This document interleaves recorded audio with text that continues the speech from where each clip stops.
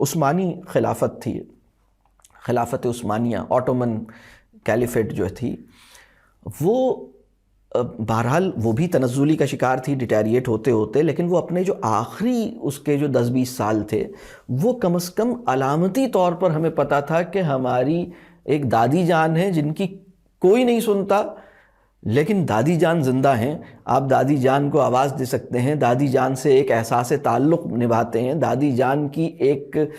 جان سے اپنے آپ کو منسوب محسوس کرتے ہیں، آپ کہتے ہیں یہ وہ دادی جان ہے جو ونس اپون اے ٹائم جن کو کوئین کا درجہ حاصل رہا ہے، یہ میری وہ دادی جان ہے جن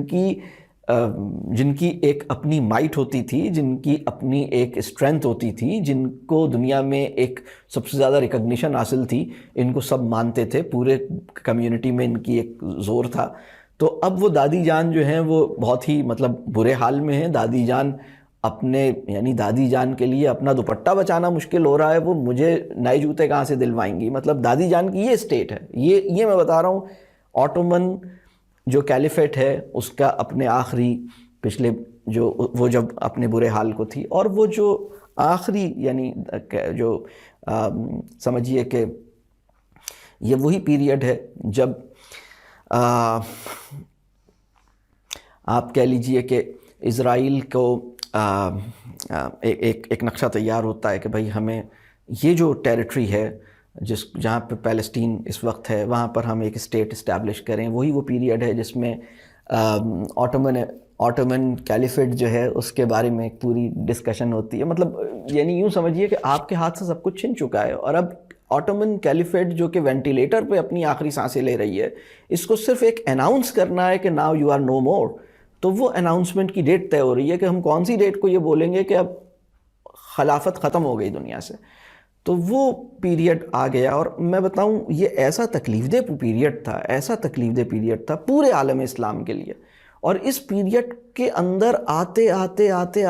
میں آپ کو بتاؤں، اگر ہمارے گھر میں کسی ابا جان یا دادی جان کی طبیعت بہت خراب ہو اور وہ ہاسپٹلائزڈ ہو، تو ہمارے بیک آف دا مائنڈ میں یہ آ رہا ہوتا ہے کہ یہ اگر انتقال کر گئے تو اب اس کے بعد کیا ہوگا، مطلب یہ ذہن میں آ رہا ہوتا ہے۔ تو مسلمانوں کی یہی وہ سچویشن تھی، اور اس سچویشن میں مسلمانوں کے پاس کوئی ویژن، اپنے ایمانی تناظر میں کوئی بڑی کلیئرٹی، ایک بڑا ورلڈ ویو ان کے پاس موجود نہیں تھا۔ مطلب وہ ان کے کچھ بڑے لوگ اپنے سرکلز میں یوں سمجھ لیجئے کہ ایک ڈیفنس اسٹریٹجی کے طور پر اپنے حلقوں میں اپنے لوگوں کو بچانے کی کوششیں کر رہے تھے، وہ اپنی جگہ ہے۔ لیکن بہرحال مطلب ہمارے بڑے بزرگ اس بات کو مانتے ہیں کہ ہم نے اس وقت جو بھی ایفرٹس کی ہیں، مطلب وہ ہماری ڈیفینسو اسٹریٹجی تھی، ہماری وہ ایک خاص قسم کی سچویشن کے اندر اس وقت کے لحاظ سے جو ہمارے بڑوں نے طے کیا، شاید وہ اس وقت کا بیسٹ اپروچ تھی جو انہوں نے کی۔ لیکن اب میں جو بات عرض کر رہا ہوں وہ یہ کہ یہ چلتا رہا، خدا کو ہماری حال پر رحم آ گیا،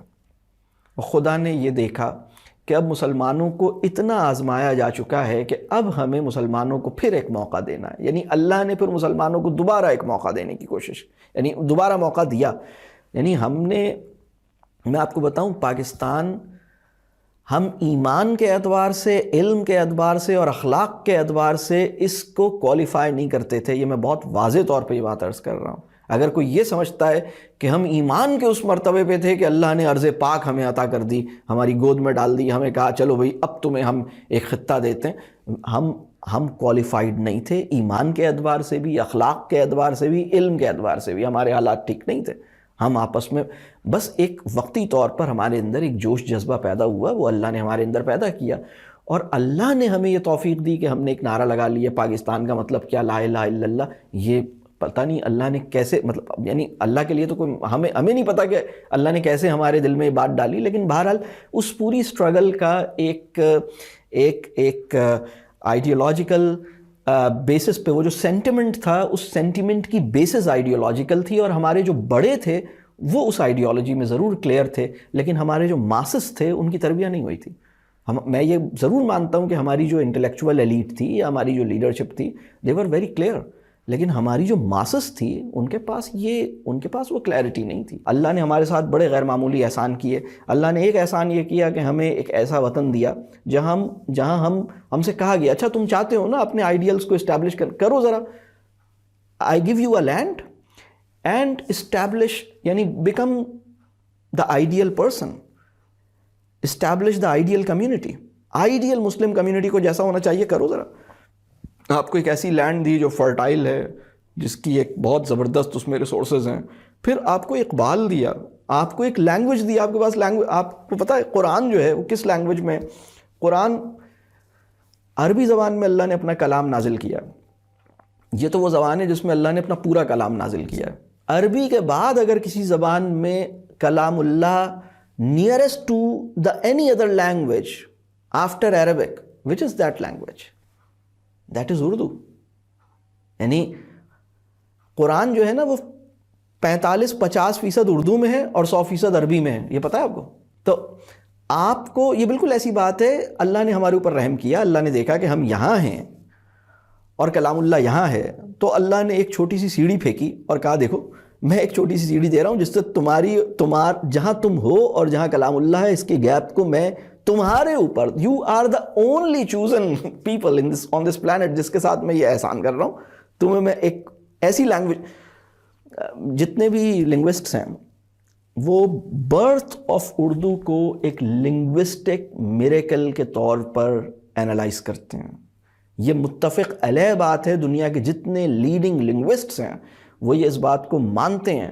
کہ لینگویج, دنیا میں جو بڑی لینگویجز ہیں ان کو پیدا ہونے والا جو کانٹیکسٹ ہے that was not available for Urdu. اور کس طرح یہ آپ کو پتہ ہے, آپ میں سے کتنے لوگوں کو پتہ ہے کہ فرینچ جو ہے اس کے سپیکرز دنیا میں کم ہو رہے ہیں, باوجود اس کے کہ لوگ بہت چاہتے ہیں کہ فرینچ سیکھیں, لیکن اور فرینچ گورنمنٹ بہت کوشش کرتی ہے کہ فرینچ لینگویج کو پروموٹ کرے, اس کے اوپر بڑے بجٹس ہیں. ہماری دنیا میں میرا نہیں خیال کہ اردو کی پروموشن پہ کہیں بھی کوئی بجٹ ہوگا, میرا نہیں خیال کہ اردو کے اوپر کوئی ایسا سیریس, لیکن دنیا کی ہمارے پاکستان کے اندر انسٹیٹیوٹس ہیں, کلچرل انسٹیٹیوٹس ہیں جو فرینچ سکھاتے ہیں. اگر آپ فرینچ سیکھنا چاہیں تو آپ کو بڑی فیسیلیٹیشن ملتی ہے, لیکن اس کے باوجود یہ خدا کی مرضی ہے کہ کون سی زبان اسپریڈ کرے گی, خدا کی مرضی ہے کون سی زبان اسپریڈ نہیں کرے گی. تو اردو کو کہا جاتا ہے کہ یہ اگر اردو اور ہندی دونوں کو شامل کر لیں تو یہ دنیا کی دوسری بڑی زبان ہے نمبر آف اسپیکرز کے لحاظ سے. 7,000 آؤٹ آف 7,000 لینگویجز, جو کہ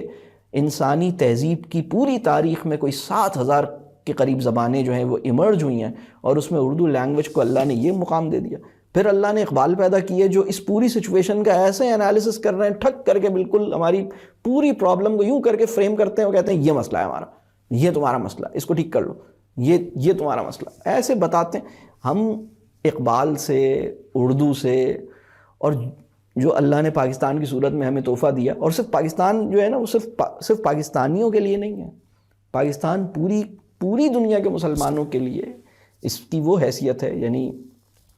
کیونکہ وہ دادی جان تو چلی گئیں, تو اب اللہ نے ایک اور احساس, چلو بھائی تمہارے پاس ایک یہ بھی ہے, مطلب ایک احساس ہے. وہ اللہ کا بہت احسان ہے. آپ دیکھیے ابھی بھی بہرحال اگر ہم اپنی حرکتیں ٹھیک کر لیں, اپنا تزکیہ کر لیں اور اپنے بچوں کی تربیہ کر لیں, تو ہمارے معاملات کتنے انشاءاللہ اچھے ہو جائیں گے.